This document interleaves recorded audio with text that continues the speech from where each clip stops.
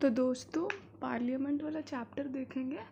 I hope आप लोगों ने पिछले लेक्चर्स को अच्छे से सुना है, where we discussed our prime minister, president, council of ministers. तो ये सारे इंपॉर्टेंट ऑर्गन्स हम लोगों ने देख लिए हैं। इन सभी ऑर्गन्स में हम लोगों ने पार्लियामेंट का कुछ कुछ पार्ट्स देखा है, पर आज हम लोग पार्लियामेंट को अच्छे से डिस्कस करेंगे। ठीक है, तो ये बहुत बड़ा चैप्टर है, सो आई थिंक इसे we'll complete in 3 to 4 videos. ठीक है, so please cooperate. 3 to 4 videos में parliament I will try to finish up with. ठीक है, तो पार्लियामेंट क्या है? पार्लियामेंट एक लेजिस्लेटिव ऑर्गन है। लेजिस्लेटिव ऑर्गन मतलब एक ऐसा ऑर्गन जो लॉ बनाने का काम करता है of the union government, and the parliament of India is the supreme legislative body. तो यूनियन गवर्नमेंट का जो हमारा सेंटर है उसका लॉ मेकिंग बॉडी कौन है? पार्लियामेंट है। ठीक है, अब इससे कॉन्स्टिट्यूशनल प्रोविजंस क्या क्या है? आर्टिकल 79 से 122 तक, पार्ट 5 ऑफ द कॉन्स्टिट्यूशन में। ठीक है, तो आर्टिकल नंबर 78 तक कल हम लोगों ने देख ही लिया था। आज आर्टिकल नंबर 79 से 122 तक क्या डील करता है? पार्लियामेंट के बारे में डील करता है। किस पार्ट में है? Part 5 of the Indian constitution. सब चीज़ से डील करता है, organisation, composition, duration, procedure, privilege, power, सब कुछ से ये डील करता है। तो ये हो गया हमारा कुछ आर्टिकल्स और उसके पार्ट। उसके बाद सबसे पहला हमारा जो हाउस है ऑफ द पार्लियामेंट, तो वो है राज्यसभा। ठीक है, इसको हम लोग काउंसिल ऑफ स्टेट्स भी बोलते हैं, राज्यसभा, राज्यों का सभा, so the council of states. ठीक है, तो राज्यसभा को अपर हाउस भी बोला जाता है। पार्लियामेंट का अपर हाउस कौन होता है? राज्यसभा। और लोअर हाउस हो जाता है हमारा लोकसभा। ठीक है, और it represents the states and the union territories. तो इंडिया के जितने भी स्टेट्स हैं और यूनियन टेरिटरीज हैं उन सबको कौन रिप्रेजेंट करता है? राज्यसभा रिप्रेजेंट करता है। Rajya Sabha is called the permanent house of the parliament. ठीक है, क्योंकि ये कभी डिजॉल्व नहीं होता है। वहीं लोकसभा डिजॉल्व हो जाता है, हर 5 साल के बाद नई सरकार आती है तो लोकसभा को डिजॉल्व कर दिया जाता है। लेकिन राज्यसभा एक परमानेंट हाउस है और वो कभी डिजॉल्व नहीं होता है। ठीक है, उसके बाद The fourth schedule of the Indian Constitution deals with the allocation of seats in the Rajya Sabha to the states and union territories। तो जो फोर्थ स्केड्यूल है हमारे इंडियन कॉन्स्टिट्यूशन का, वो किससे डील करता है कि राज्यसभा में कैसा सीट्स का एलोकेशन होगा इन अमंग स्टेट्स और यूनियन टेरिटरीज। ठीक है, part 4 of the Indian constitution किससे डील करता है कि किस तरह सीट्स का एलोकेशन होगा, कि किस स्टेट को कितना सीट दिया जाएगा राज्यसभा में, किस यूनियन टेरिटरी को कितना सीट दिया जाएगा, हर स्टेट से कितने मिनिस्टर्स आएंगे, ये सब कुछ किस में दिया हुआ है? ये सब कुछ part fourth schedule of the Indian constitution में दिया हुआ है। ठीक है, और राज्यसभा का मैक्सिमम स्ट्रेंथ कितना है? 250 है मैक्सिमम स्ट्रेंथ। ठीक है, राज्यसभा का टोटल स्ट्रेंथ कितना है? 250 है, जिसमें से 238 मेंबर्स तो इलेक्ट होकर के आते हैं सारे स्टेट्स और यूनियन टेरिटरी से, और 12 मेंबर्स नॉमिनेटेड होते हैं। ठीक है, अब ये नॉमिनेटेड मेंबर्स किसी ग्राउंड पे ही नॉमिनेट होते हैं, जैसे कि लिटरेचर, साइंस, आर्ट। और इन्हें कौन नॉमिनेट करता है? इन्हें हमारे प्रेसिडेंट ही नॉमिनेट करते हैं। ये हम आगे आने वाले स्लाइड्स में भी देखने वाले हैं। इतना क्लियर है आप लोगों को? ठीक है, तो जैसा कि 250 मेंबर्स टोटल होते हैं, जिसमें से 238 तो representatives of states and union territories होते हैं जो कि इलेक्ट होकर के आते हैं इनडायरेक्टली। और उसके बाद 12 हमारे नॉमिनेटेड मेंबर्स होते हैं, nominated on the basis of art, literature, science and social service. तो ये 4 पैरामीटर्स है। क्या क्या याद रखिएगा, प्रीलिम्स में आपको पूछ देगा। तो art, literature, science and social service. Repeating again, art, literature, science and social service. तो ये 12 मेंबर्स को इन बेसिस पे अपॉइंट किया जाता है। अपॉइंटमेंट नॉमिनेट कौन करते हैं? प्रेसिडेंट करते हैं। ठीक है, अब आगे क्या है? अब आगे हमारा लोकसभा। तो लोकसभा को क्या बोला जाता है? House of the people. House of the people क्यों? क्योंकि ये लोगों का हाउस है, इसे लोगों ये यहाँ पे मेन हमारे जो इलेक्टेड मेंबर्स होते हैं वो रहते हैं। ठीक है, it is also called as the lower house. तो राज्यसभा अपर हाउस और लोकसभा लोअर हाउस। इसका कॉम्पोजिशन कैसा है? इसके अंदर 550 मेंबर्स होते हैं। ठीक है, जिसमें से 530 मेंबर्स स्टेट से होते हैं और 20 मेंबर्स यूनियन टेरिटरीज से होते हैं। ठीक है, 530 मेंबर्स कहाँ से होते हैं? स्टेट से होते हैं, और 20 मेंबर्स यूनियन टेरिटरी से होते हैं।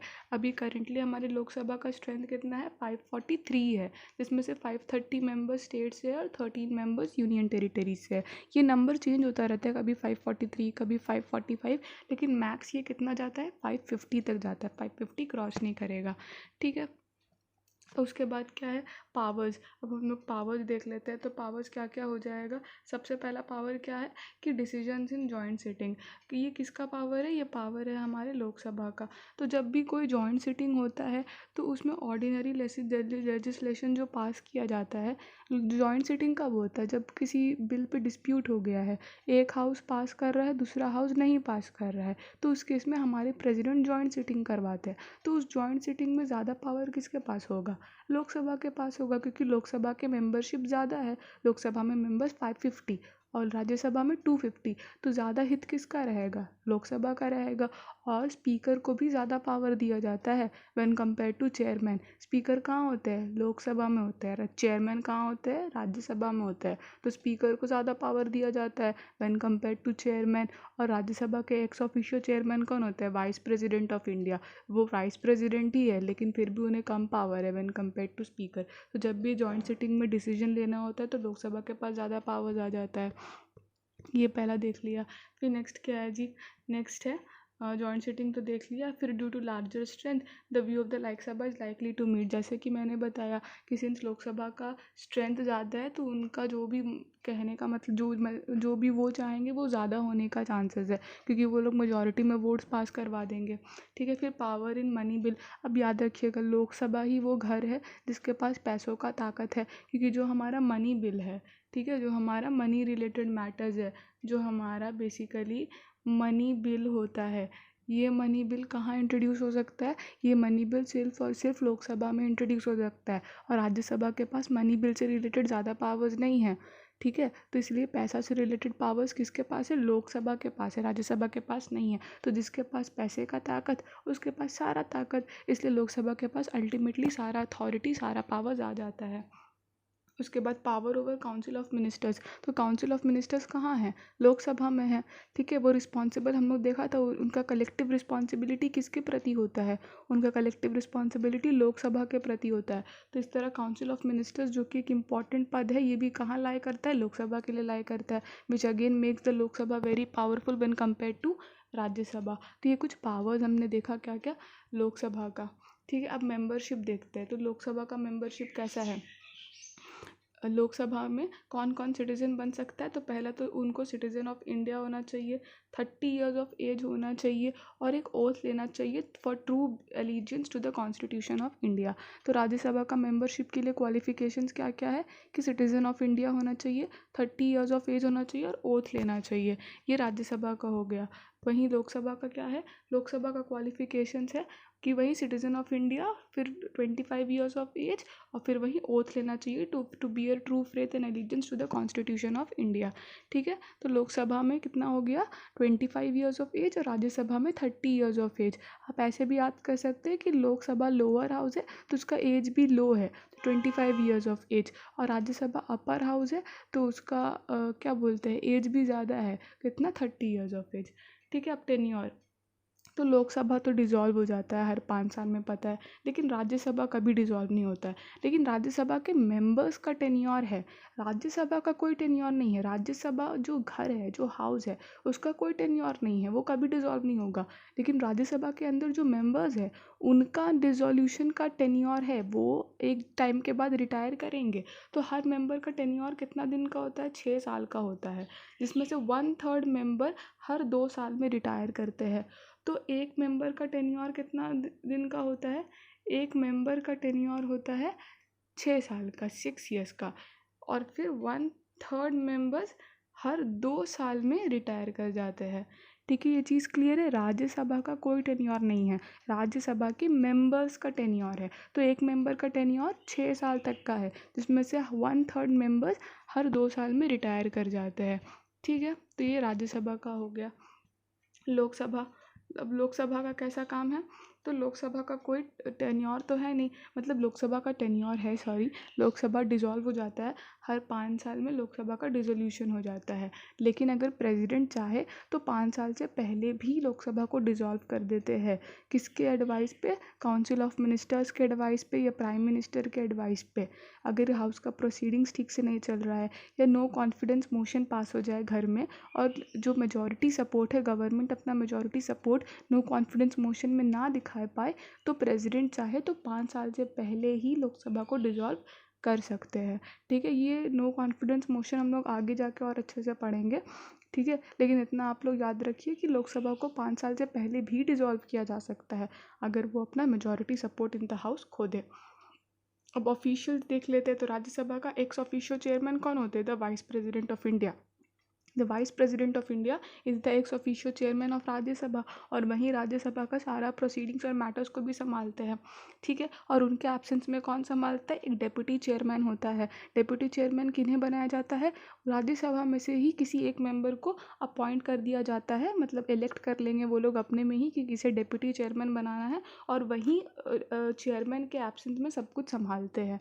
ठीक है, तो चेयरमैन कौन होता है? जो भी इंडिया का वाइस प्रेसिडेंट होगा वहीं पार्लियामेंट का चेयरमैन होता, वहीं राज्यसभा का चेयरमैन होता है, और उनके एब्सेंस में एक डेप्यूटी चेयरमैन को अपॉइंट कर लिया जाता है पहले ही।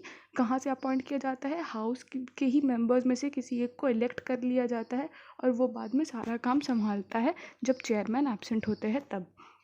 लोकसभा, लोकसभा के प्रिसाइडिंग ऑफिसर कौन होते हैं? लोकसभा के प्रिसाइडिंग ऑफिसर को हम लोग स्पीकर बोलते हैं। ठीक है, स्पीकर को भी कहाँ से इलेक्ट किया जाता है? लोकसभा से ही अपॉइंट किया जाता है, किसी एक मेंबर को स्पीकर बना लिया जाता है, और वो उनका पोजीशन सबसे इम्पॉर्टेंट होता है जब तक नेक्स्ट लोकसभा नहीं बन जाएगा, मतलब ये लोकसभा करंट लोकसभा डिसॉल्व ना हो जाए, जब तक नेक्स्ट लोकसभा के न्यू स्पीकर नहीं आ जाए तब तक इन्हें अपना पद संभालना पड़ता है। इनका पोजीशन बहुत इंपॉर्टेंट है। सो द स्पीकर का पोजीशन इज़ नेवर डिसॉल्व्ड।